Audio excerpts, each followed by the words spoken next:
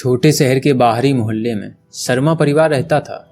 पिता हरिवंश शर्मा एक मध्यम वर्गीय कर्मचारी थे और माँ सुमित्रा घर संभालती थी। उनके 2 बच्चे थे, छोटा बेटा अमन और बड़ी बेटी आर्या।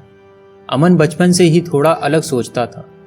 जब बाकी बच्चे खेलों में मस्ती करते, अमन अपनी किताबों और नोट्स में खोया रहता। वह बड़ा बनने और कुछ अलग करने का सपना देखता, लेकिन उसकी सोच बड़े शहर और बड़ी दुनिया की ओर थी। पिता अक्सर उससे कहते, अमन, पढ़ाई करना अच्छा है, लेकिन सपनों में इतना खो जाने से कुछ हाथ नहीं लगेगा। काम करो, मेहनत करो, समझदारी से आगे बढ़ो। माँ हमेशा उसकी पीठ थपथपाती और कहती, बेटा, मेहनत करने से कभी डरना मत। जो खामोशी से मेहनत करता है, उसकी मेहनत खुद बोलती है। अमन को शुरू से ही पता था कि उसके सपनों तक पहुंचने का रास्ता आसान नहीं होगा। शहर में कॉलेज जाना था, खुद का खर्चा चलाना था और घर की भी जिम्मेदारी थी।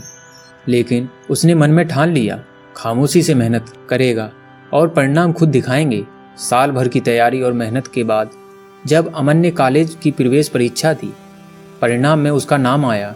शहर में दाखिला लेने के लिए उसे अपनी बचत और छोटे मोटे स्कॉलरशिप का सहारा लेना पड़ा। शहर का माहौल उसके गांव से बिल्कुल अलग था।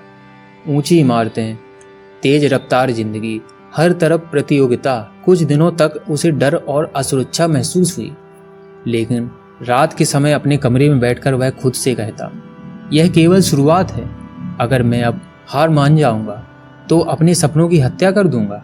अमन ने दिन में अपने कॉलेज के काम और पार्ट टाइम नौकरी के साथ साथ रात में पढ़ाई करना शुरू किया। कभी कभी थकान इतनी बढ़ जाती कि वह बस सोने की सोचता, लेकिन उसकी खामोशी में छिपी मेहनत ही उसकी सबसे बड़ी ताकत थी। एक दिन उसके कॉलेज में प्रतियोगिता हुई, व्यावसायिक योजना बनाने की। कई छात्र अपने विचारों को जोर शोर से पेश कर रहे थे। अमन भी भाग लेना चाहता था, लेकिन उसकी योजना उतनी फ्लैशी नहीं थी जितनी दूसरों की थी। उसने खामोशी से अपना प्रेजेंटेशन तैयार किया, पूरी मेहनत और सोच के साथ। प्रतियोगिता के दिन उसके विचारों में सादगी और गहराई थी। जजों ने उसकी योजना की तारीफ की और उसे पहला पुरस्कार मिला। कॉलेज के दोस्त उसके पास आए, अरे अमन, तुम्हारी योजना सच में कमाल की थी। हम देख रहे थे कि तुम शांत रहकर ही सबको पछाड़ दिया। अमन मुस्कुराया, लेकिन भीतर से और भी ज़्यादा मेहनत करने का प्रण लिया। उसे पता था कि यही खामोशी और मेहनत की शक्ति है। समय के साथ अमन ने खुद के लिए एक स्टार्टअप शुरू किया। शुरुआत आसान नहीं थी।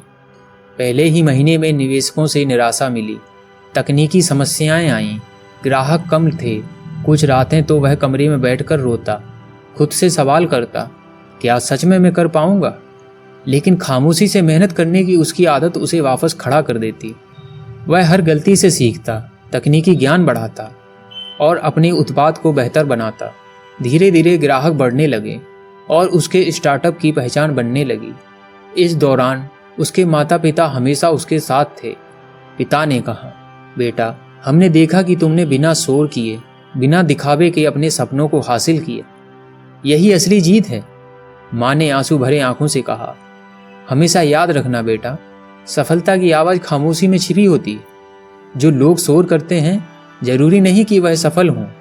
तुमने जो रास्ता चुना वही सबसे सही था। अमन की सफलता धीरे धीरे शहर के बाहर भी फैल गई। उसके स्टार्टअप ने न केवल आर्थिक रूप से उसे मजबूत बनाया, बल्कि उसने अपने गांव के कई बच्चों के लिए प्रशिक्षण केंद्र खोले। वह उन्हें सिखाता, खामोशी से मेहनत करो, सफलता खुद बोलेगी। एक दिन अपने पुराने कमरे में बैठकर अमन ने खिड़की से बाहर देखा।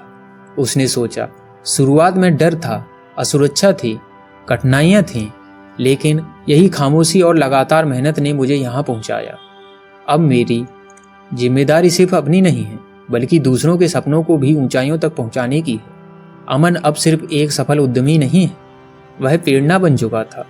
उसके स्टार्टअप की सफलता ने साबित कर दिया कि शोर नहीं, खामोशी और मेहनत की सबसे बड़ी ताकत होती है।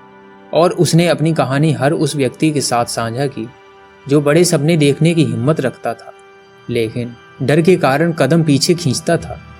शुरुआत में सपने नामुमकिन लगते हैं, रास्ते कठिन होते हैं, लेकिन अगर तुम खामोशी से मेहनत करते रहो, सीखते रहो और धैर्य बनाए रखो, तो सफलता खुद बोलती है। किसी को दिखाने की जरूरत नहीं, मेहनत खुद अपनी कहानी लिख देती है। अमन ने अपने जीवन में यही सीखा, खामोशी से मेहनत करो, सफलता खुद बोलेगी। दोस्तों, इस कहानी पर आपकी राय हमें कमेंट में ज़रूर बताएं। अगर वीडियो पसंद आया हो तो लाइक करें। ऐसी और कहानियाँ सुनने के लिए चैनल को सब्सक्राइब करें और घंटी को दबाकर ऑल पर सेट कर लीजिए ताकि नई वीडियो की नोटिफिकेशन आपको तुरंत मिले। मैं मिलता हूँ आपसे अगली प्रेरणादायक कहानी में। धन्यवाद।